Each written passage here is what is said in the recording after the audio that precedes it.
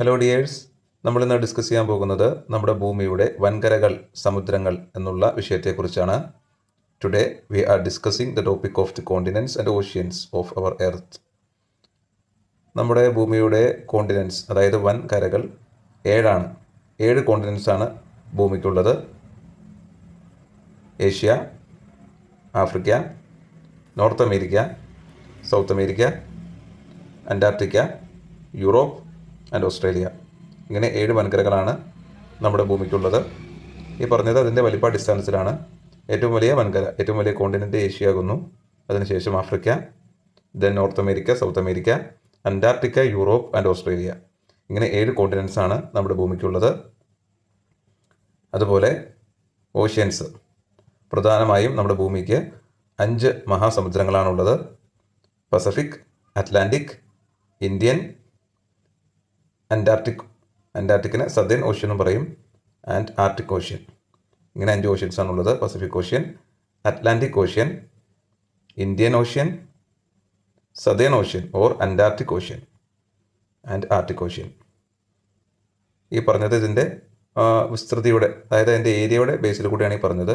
ഏറ്റവും വലിയ ഏരിയ പസഫിക്കിനാണ്, അതിനുശേഷം അറ്റ്ലാന്റിക്, പിന്നെ ഇന്ത്യൻ, സദേൺ, ആർട്ടിക് ഓഷ്യൻ. പൈസ എന്നുള്ള കോഡ് ഓർത്ത് വെച്ചാൽ മതി. അപ്പോൾ നമുക്കതിൻ്റെ ആ ഒരു വിസ്തൃതിയുടെ ഓർഡർ കറക്റ്റ് കിട്ടും.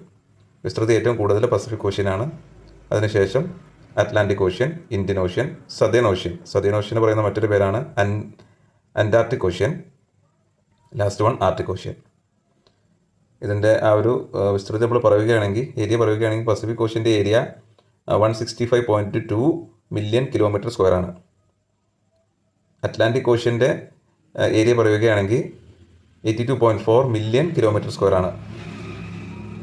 Southern ocean 32 million kilometre square, Indian ocean 73.4 million kilometre square, Arctic ocean 14 million kilometre square. ഏറ്റവും വലിയ വിസ്തൃതി, ഏറ്റവും വലിയ ഏരിയ പസഫിക്കിനാണ്, അതിനുശേഷം അറ്റ്ലാന്റിക്, ഇന്ത്യൻ, സദേൺ അല്ലെങ്കിൽ സദേൺ എന്ന് പറയുന്ന മറ്റൊരു പേരാണ് Antarctic ocean, last one Arctic ocean. ഇങ്ങനെ അതിൻ്റെ ഏരിയ പോകുന്നത്. പൈസ എന്നുള്ള കോഡ് ഓർത്ത് വെച്ചാൽ മതി.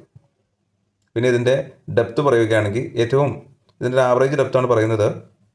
ഏറ്റവും കൂടുതൽ ഡെപ്തുള്ള ഓഷ്യൻ എന്ന് പറയുന്നത് പസഫിക് ഓഷ്യനാണ്.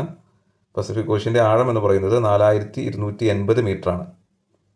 ഓക്കെ, 4280 മീറ്ററാണ് പസഫിക് ഓഷ്യൻ്റെ ഡെപ്ത് എന്ന് പറയുന്നത്.